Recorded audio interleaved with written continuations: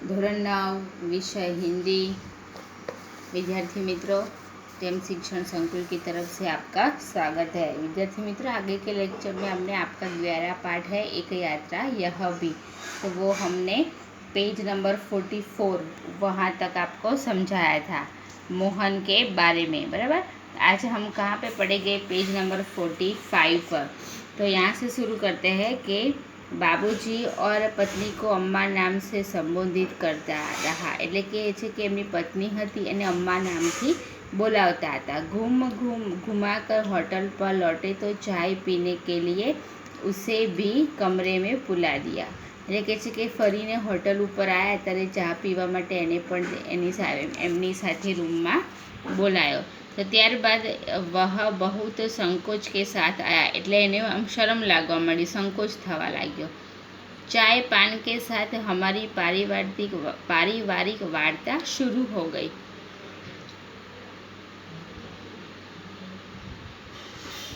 ચા પીતા પીતા એટલે કે જૂની વાતો એ શરૂ થઈ। પત્નીને પૂછા, બેટે તુમ ગ્વાલિયર કે હો, એટલે કે એમની પત્ની પૂછે છે કે બેટા તું ગ્વાલિયરનો છે? નહીં અમ્મા, એટલે કે ના અમ્મા, એમને ના પાડે છે। મેં મૂલતઃ આગ્રા કા હું, એટલે કે છે કે હું આગ્રાનો છું। યહાં આના પડ ગયા, એટલે કે મારે અહીંયા આવવાનું થઈ ગયું। હમે લગા કે યહ કહેતે કહેતે કુછ ભર આયા હૈ, એટલે કે એ કહે છે ને પણ એનાથી બોલતા બોલતા એનું મન અને આંખો ભરાઈ જાય છે, હૃદય ભરાઈ જાય છે એનું। इसलिए चुप रहे, એટલે લોકો ચૂપ રહ્યા। लेकिन वह स्वयं बोलने लगा कि आगरा में अपना घर है, माँ बाप तो बचपन में ही गुजर गए, बड़े भाई ने मेरी परवरिश की, भाई वकील है, मैं भी बीए पास हूँ, कोई नौकरी खोज रहा था कि, એટલે કે છે પછી એની બધી જૂની એના ઘરની બધી વાતો કરે છે અને કહે છે કે હું આગ્રામાં મારું ઘર છે, મારા મા બાપ બાળપણમાં ગુજરી ગયા હતા, મારા ભાઈએ મને મોટો કર્યો છે, મારો ભાઈ વકીલ છે, એને બીએ પાસ કર્યું છે અને કોઈ નોકરીની ખોજમાં, એટલે કે નોકરી મેળવવાની શોધમાં અહીંયા આવ્યો હતો। એક ચુપ્પી સી છા ગઈ, એટલામાં એકદમ શબ્દ થઈ જાય છે, એ ચૂપ થઈ જાય છે। હमें લગા કે ઉસકે સાથ કોઈ અવાંછિત ઘટના ઘટી હૈ, એટલે એમને એવું લાગે છે કે એની સાથે કોઈ એવો બનાવ બની ગયો હોય છે। અમુક એવા બનાવ હોય છે કે જે આપણને જિંદગીભર યાદ રહેતા હોય છે। તો એ કહે છે કે એવો કોઈક બનાવ બની ગયો લાગે છે। ઉસે છેડા નહીં કિંતુ ઉસને ફિર કહેના શુરૂ કિયા, એ લોકોએ પૂછ્યું નહીં પરંતુ એને આત્મીયતા લાગી એમની સાથે, તો એને સામેથી જ કહેવાનું શરૂ કર્યું। મેં નોકરી કી તલાશ મેં ઇધર ઉધર ભટક રહા થા, એટલે કે છે કે નોકરીની શોધમાં આમ તેમ એને નોકરી માટે શોધી રહ્યો હતો, એટલે કે ભટકી રહ્યો હતો કે કેમ કરતાં એને નોકરી મળી જાય। તો ત્યારબાદ एक दिन भटक कर लौट रहा था कि रास्ते में एक परिचित लड़की मिल गई, એટલે કે છે કે એક દિવસ હું નોકરીની શોધમાં આવતો હતો ત્યારે રસ્તામાં એક જાણીતી છોકરી મને મળી ગઈ। બદહવાસ સી ધુધિયાતી હુઈ બોલી, મોહન મુझे बचा लो, કોઈ ગભરાઈ ગયો હોય ને તેવી રીતે ગભરાતા બોલે છે કે મોહન મને બચાવી લો। ક્યાં ક્યાં હુઆ, એટલે એને પૂછે છે કે શું થયું? મેરે મા બાપ એક અધેડ કે હાથ મુझे बेच रहे हैं, અધેડ એટલે કે બહુ વધારે મોટી ઉંમરના, એટલે કે છે કે મોહનને કે મોહન મારા મા બાપ મને બહુ જ મોટી ઉંમરના એક માણસ સાથે વેચી રહ્યા છે। મેં કુએ મેં ગીર કર જાન દે દૂંગી, એટલે કે છે કે કૂવામાં જઈને હું મરી જઈશ। કિંતુ इस खुसट अधेड़ के साथ नहीं जाऊंगी, એટલે કે છે કે હું આ જે અધેડ વયનો વ્યક્તિ છે એની જોડે હું નહીં જઉં। મેં બહુત અસમંજસ મેં પડ ગયા, એટલે એને એ ગભરાઈ જાય છે, એને વિચારવા લાગે છે કે હવે હું શું કરું, કે એટલે કે ક્યાં ભી કર ભી ક્યાં શકતા હો, એટલે કે કરી પણ હું શું કરું। મુझे लगा कि स्टेशन चलना चाहिए, એને લાગ્યું કે મારે સ્ટેશન જવું જોઈએ। वहाँ उसे ले गया और थानेदार से હકીકત બયાન की। એ પોલીસ સ્ટેશન લઈ જાય છે અને ત્યાંનો જે ઇન્સ્પેક્ટર હોય છે એને શું કરે છે, બધી સાચી હકીકત એમને ને જણાવે છે। कुछ देर सोचते रहे कि क्या किया जा सकता है। એટલે થોડી વાર વિચારે છે, એ લોકોને એમ થાય છે કે શું કરવું આનું। તો થાનેદાર સાहब બોલે, એટલે કે થાનેદાર સાહેબ કહે છે, उसकी एक IR लिख कर उसके माँ बाप के हवालात में बंद कर देता। એટલે કહે છે કે એ લોકોના માટે એક એવી અરજી લખી દઉં, FIR લખી દઉં અને હું ને લોકઅપમાં, એટલે કે છે કે એમાં અમને લોકોને બંધ કરી દઉં। લેકિન ફિલહાલ ચિંતા ઇસ લડકી કી, એટલે કે પણ અત્યારે તો ચિંતા છોકરીની થાય છે કે આખિર ઉસકે લીએ ક્યાં કિયા જાય। એટલે એમ થાય છે કે એના માટે શું કરવું અત્યારે। પછી એક छोटी सी चुप्पी के बाद एकाएक वे बोले, तुम्हारी शादी हो गई है। એટલે થોડીક વાર તે શાંત થઈ જાય છે અને પછી કહે છે કે તારા લગ્ન થઈ ગયા છે।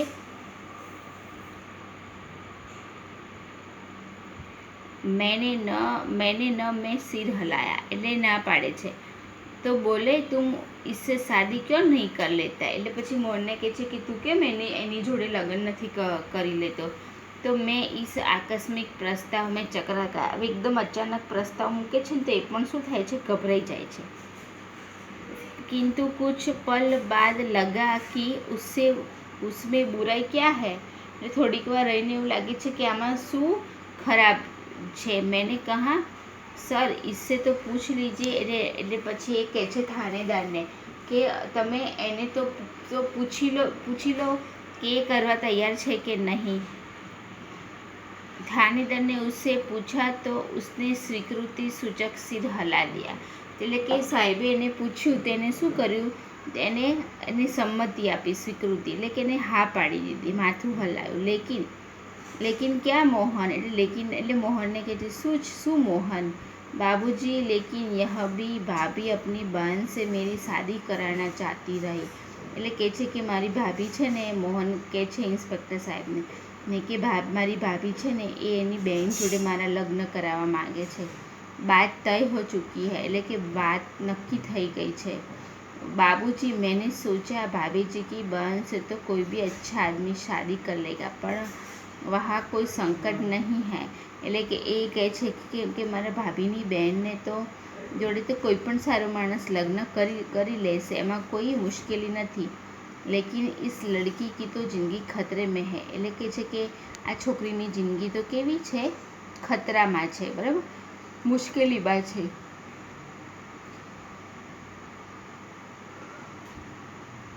लड़की सुंदर भी है, परिचित भी, और सबसे अहम बात है कि वह संकट में है। એટલે કે છોકરી સુંદર છે, જાણીતી પણ છે, અને બીજી એક વાત એ છે કે અત્યારે એ મુશ્કેલીમાં છે।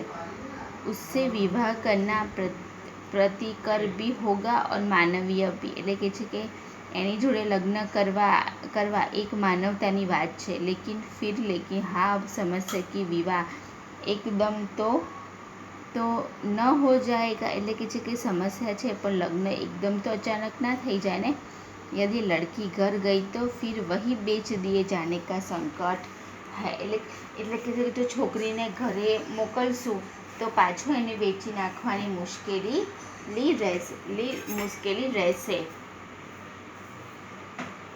मैं साथ ले जाऊँ तो भैया भाभी नाराज हो जाएंगे। એટલે કે છે કે જો હું એને મારી જોડે લઈ જઈશ તો મારા ભાઈ ભાભી ગુસ્સે થઈ જશે। उसके माँ बाप मेरे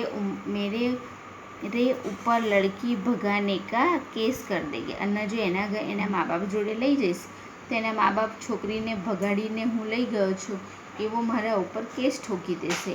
जब मैंने थानेदार के सामने यह समस्या रखी तो वे बोले, એટલે કે છે કે મેં ઇન્સ્પેક્ટર સામે આ સમસ્યા રાખી તો એ બોલ્યા कि कुछ दिन के लिए इसे नारी निकेतन में रख देता हूँ। એટલે કે થોડા દિવસ માટે હું જે સ્ત્રીઓની સુરક્ષા માટે નારી નિકેતન હોય છે એમાં હું એને રાખું છું।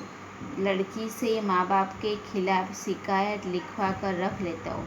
એટલે છોકરીને કહું છું કે તું તારા મા બાપની તને જે મુશ્કેલીમાં હતી તે મુશ્કેલીમાં નાખી છે, બરાબર, તારા મા બાપે, તો તું એમના માટે શું કર, એક શિકાયત લખ એમની માટેની, બરાબર।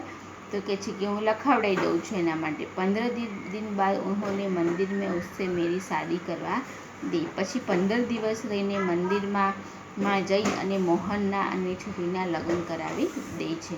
मैंने कहा, मोहन, ऐसे थानेदार कहाँ होते हैं? એટલે પછી મોહનને એમ થાય છે કે આવા જે સારા માનવતાવાળા ઇન્સ્પેક્ટર ક્યાં હોય છે।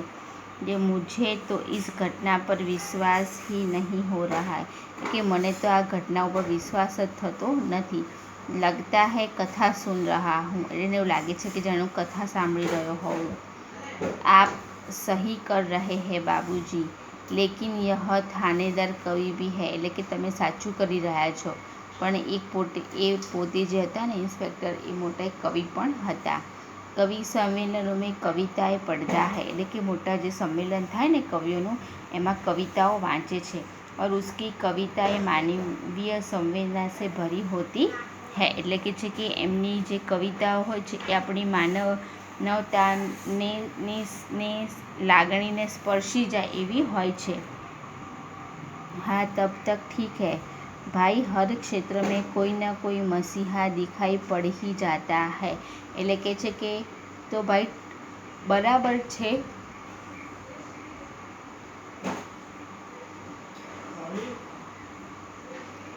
કોઈના કોઈ જગ્યાએ મસીહા એટલે કે મદદ કરવાવાળું કોઈ તો આપણને મળી જાય જ છે। हाँ, तब यह कि मेरे भाई भाभी मुझसे खफा हो गए, એટલે કે છે કે મારા ભાઈ ભાભી હતા એ શું થઈ ગયા, મારાથી નારાજ થઈ ગયા છે। और हमें घर से निकाल दिया, तो मैंने उसकी साली, तो કે અમને ઘરમાંથી કાઢી મૂક્યા છે, તો એમની જે સાળી હતી उससे शादी नहीं की, दूसरे जिस लड़की से की वह किसी और जाति के है, એટલે કે મારી ભાભી એની બેન જોડે મારા લગ્ન કરાવવા માગતા હતા પણ મેં એમની જોડે કર્યા નહીં, એટલે કે અને જે છોકરી જોડે કર્યા એ બીજી જ્ઞાતિની છે। તો તુમ લોગ ગ્વાલિયર આ ગए, એટલે કે તો તમે લોકો ગ્વાલિયર આવી ગયા? તો હા પાડે છે મોહન। हाँ बाबूजी, आगरा में हमारा जो निभा होना कठिन था, એટલે કે હવે છે આગ્રામાં અમારું બધું ઘર સંસાર ચલાવવો મુશ્કેલ થઈ ગયો હતો। पर आए शहर में भले ही कोई अपनापन न हो किंतु यहाँ परायेपन उस अपनेपन से अच्छा है, ભલે અજાણ્યા શહેરમાં અમારું કોઈ નથી પણ પેલા જાણીતું હતું એના કરતાં ઘણું સારું છે। जो दिन रात अप्रीति कर व्यवहार बनकर तन मन को उद्विग्न करता रहे। हाँ, सही कर रहे हो, એટલે કે છે કે રાત દિવસ મહેનત કરી અને મન કેવું થઈ જાય, એકદમ શાંત થઈ જાય, અને કે છે કે ઉદ્વિગ્ન કરતા એટલે કે પીડા દેના। हाँ, सही कर रहे, એટલે કે હા તું સાચું કરે છે કે તો यहाँ कोई नौकरी रखी नहीं थी, એટલે કે છે અહીંયા કોઈ નોકરી નથી રાખી તે, तो बस ऑटो का दामन थाम लिया और इसी के सहारे चल रहा हूँ, કે બસ જો આ રિક્ષા છે એ રિક્ષા ચલાવું છું અને એના કારણે મારું ગુજરાન ચાલે છે। વાસ્તવ મેં તુમ બહોત બડે હો મોહન, એટલે કે જે ખરેખર વાસ્તવમાં મોહન તું બહુ જ મોટો છે। बड़े लोग तो नारी हित में बड़े लेक्चर देते हैं, એટલે કે ઘણા લોકો તો નારીની સુરક્ષા માટે, નારીના કલ્યાણ માટે મોટા મોટા લેક્ચર આપતા હોય છે, પરંતુ તે તો શું કર્યું, સારું કામ કર્યું છે। એટલે કે લેખ કવિતાએ लिखते रहे हैं किंतु अपने व्यवहार में नहीं उतरते, એટલે કે ઘણા લોકો લેક્ચર દેતા હોય છે, ઘણા લોકો કવિતાઓ લખતા હોય છે, પરંતુ તે તો શું કર્યું, પરંતુ જીવનમાં ઉતારતા નથી। પરંતુ लेकिन तुमने तो बहुत सहज भाव से एक लड़की की दुर्दशाग्रस्त होने से बचा लिया और अपने जीवन के साथ उसे सम्मानपूर्वक लगा दिया। પણ તે તો એ છોકરી બહુ જ સારી રીતે એક માનવતાના ભાવથી એ છોકરી જે મુશ્કેલીમાં હતી એ મુશ્કેલીમાંથી બચાવી અને તેને સન્માનપૂર્વક તારા જીવનમાં સાથે રાખે છે તું, અને તે તારા જીવનમાં એને सम्मान આપે છે। तो विद्यार्थी मित्रों, आज हम इतना रखेंगे और उसके बाद का जो लेक्चर आएगा उसमें आगे और उसके बाद शब्दार्थ और स्वाध्याय, नेक्स्ट लेक्चर में ये हमको ख़त्म करना है। उसके बाद का है जो रानी, वो हमको लास्ट है वो ख़त्म कर देंगे। और उसके बाद जो व्याकरण का टॉपिक है शुद्ध अशुद्ध वाक्य, वो हम नेक्स्ट लेक्चर से लेंगे। Thank you.